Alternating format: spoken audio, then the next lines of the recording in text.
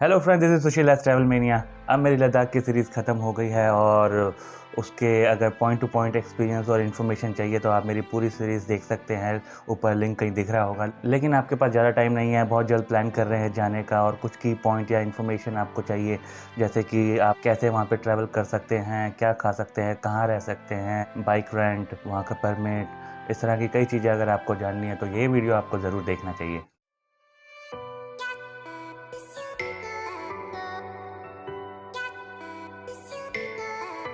वहाँ पे जाने से पहले आपको पहले ये प्लान करना ज़रूरी होगा कि आप वहाँ पे कैसे जाना चाहते हैं। बाय रोड वहाँ का डिस्टेंस करीब 1000 किलोमीटर है। अगर आप हार्डकोर राइडर हैं तो मैं आपको कोई फोर्स नहीं करूँगा कि आप किसी और ऑप्शन से कोई और मोड ऑफ ट्रांसपोर्ट चुनें। अगर आप मेरी तरह हैं, ज़्यादा बाइक राइड नहीं करते लेकिन साथ-साथ आप हाईएस्ट रोड्स का जो एक्सपीरियंस है वो भी लेना चाहते हैं, तो मैं आपको रिकमेंड करूँगा कि आप फ़्लाइट से ट्रैवल करें। मैंने भी फ़्लाइट से ट्रैवल किया था और मेरी रिटर्न फ़्लाइट करीब 8000 रुपये में हो गई थी। अच्छी बात ये है इसने मुझे 2 घंटे में पहुँचा दिया। लेकिन अगर आप यही बाइक से आप लद्दाख जा रहे हो, तो ये 1000 किलोमीटर का डिस्टेंस ऑन रोड आप कवर कर रहे हो, तो इसमें भी जो पेट्रोल-वेट्रोल का खर्चा आएगा वो भी करीब इतना ही आएगा। बस फ़र्क इतना होगा, वहाँ पे पहुँचने में आपको 2 से 3 दिन लग जाएँगे और आने में भी 2 से 3 दिन लग जाएँगे।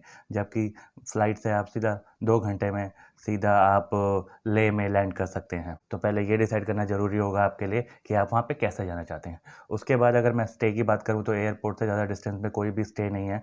मेरे ख्याल से 4-5 किलोमीटर के डिस्टेंस में एक बहुत बड़ा गुच्छा लगा हुआ है वहाँ पे प्रॉपर्टी का।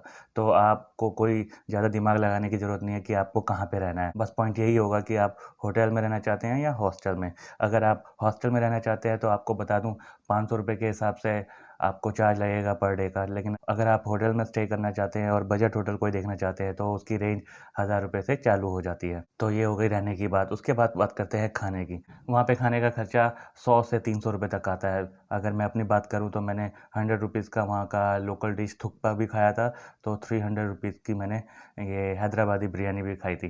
तो ऑन एन एवरेज लगा के चलो ₹200 आपको पे करना पड़ेगा पर मील का। तो ये तो हो गई सारी बेसिक इन्फॉर्मेशन। लेकिन मेन मुद्दा यहाँ पे आता है कि आप अपनी आइटिनरी कैसे प्लान कर सकते हैं। आइटिनरी प्लान करने के लिए सबसे पहले आपको बाइक रेंट लेनी पड़ेगी। बाइक रेंट का आपको मैं चार्जेस बता देता हूँ, वो करीब 1200 से 1500 रहता है और आपको मैं हाईली रिकमेंड करूँगा कम से कम 350 सीसी की बाइक तो आप लेके चलें। अभी स्क्रीन पे एक विजिटिंग कार्ड रिफ्लेक्ट हो रहा होगा, आप इनसे कॉन्टैक्ट कर सकते हैं। मैंने भी इनसे ही कॉन्टैक्ट किया था और मेरा बाइक का एक्सपीरियंस अच्छा खासा रहा था और इसके लिए मैंने ₹1200 पे किए थे। तो आप ऑन एन एवरेज लगा के चलो 12 से 1500 आपको इसका पे करना पड़ेगा। लेकिन एक बात मैं आपके दिमाग में डालना चाहता हूँ कि जब भी आप बाइक रेंट पे ले रहे हैं तो कोशिश कीजिए जाते के साथ ही इवनिंग में, क्योंकि सारी बाइक रिटर्न्स होती है, इवनिंग में जाके ही कॉन्टैक्ट करें इन वेंडर से और डील करें। तो बाइक का भी मैंने आपको बता दिया। इसके बाद मैं बताता हूँ परमिट। परमिट का क्या होता है, मैं लिंक दे दूँगा डिस्क्रिप्शन में लद्दाख टूरिज़्म का, वहाँ उसे गो थ्रू करके आप वहाँ से अपना ये परमिट ले सकते हैं जो कि हफ्ते भर तक के लिए वैलिड होता है। उसकी कीमत करीब 500 से 550 रहेगी। लेकिन मैंने ऐसे नहीं किया, मैंने अपने डायरेक्ट होटल को कॉन्टैक्ट किया और इस हसल में आप फँसना नहीं चाहते तो अपने होटल से कॉन्टैक्ट करो। होटल वाले मिनिमम चार्जेस कुछ पे करते हैं, उसके बाद आपको परमिट दे देते हैं। मेरे को पे करना पड़ा ₹650 परमिट का, तो लगा लो करीब 100 से ₹150 एक्स्ट्रा मुझे पे करना पड़ा और उसके बाद मुझे वो परमिट मिल गया। लेकिन हाँ, एक बात ज़रूर याद में रखिएगा कि परमिट की हमेशा हार्ड कॉपी अपने साथ में रखें, क्योंकि इसमें कई क्लैशेस हुए, हमें कई बारी कन्फ्यूजन हुआ कि परमिट की सॉफ्ट कॉपी मतलब कि फ़ोन पे आप दिखा सकते हो दैट इज़ वैलिड और नॉट। तो to be on safer side अपने पास एक हार्ड कॉपी ज़रूर रखिएगा परमिट की। अब मुद्दा आता है कि आइटिनरी कैसे बनाएँ। तो मैं इतना प्रोफेशनल नहीं हूँ चीज़ों में मैं आपको पॉइंट टू पॉइंट बताऊँ, लेकिन मैं अपने पर्सनल एक्सपीरियंस के बेसिस में ज़रूर बता सकता हूँ कि आप किस तरह अपनी आइटिनरी प्लान कर सकते हैं। आइटिनरी प्लान करने से पहले आपको जानना होगा कि आप कौन-कौन से स्पॉट कवर करना चाहते हैं। वैसे तो मेन 2 ही स्पॉट आते हैं वहाँ पे, एक तो पैंगोंग लेक और एक है नुब्रा वैली। तो हमने जो डिसाइड किया था कि पहले हम नुब्रा वैली जाएँगे, उसके बाद हम पैंगोंग लेक जाएँगे।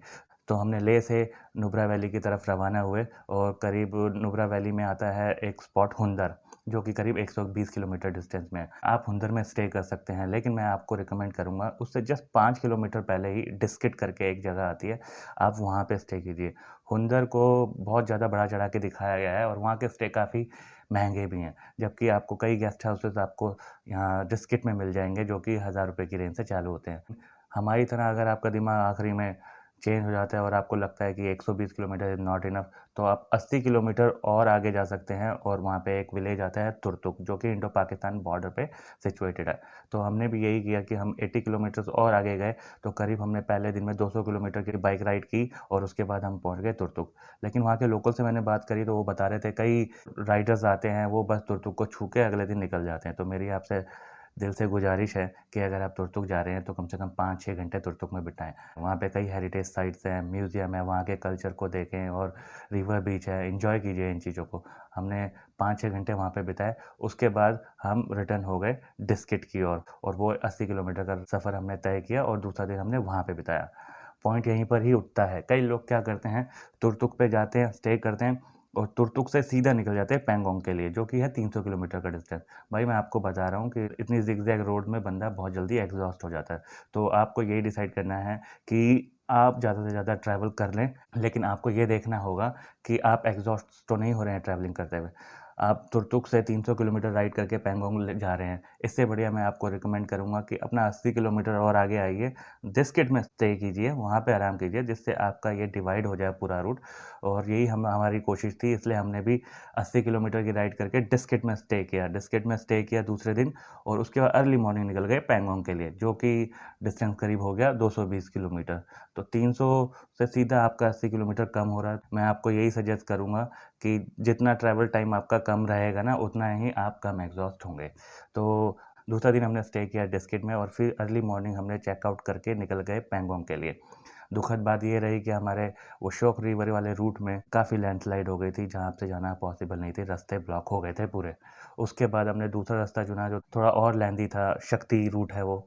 तो करीब वो 60 किलोमीटर की जो राइड थी वो हमें बहुत भारी पड़ी, क्योंकि वहीं पर ही हमारे को एक्सीडेंट हो गया और उसके बाद थोड़ी इंजरीज़ होने के चलते हम अपनी जो जर्नी थी पैंगोंग के लिए वो कंटिन्यू नहीं कर पाए।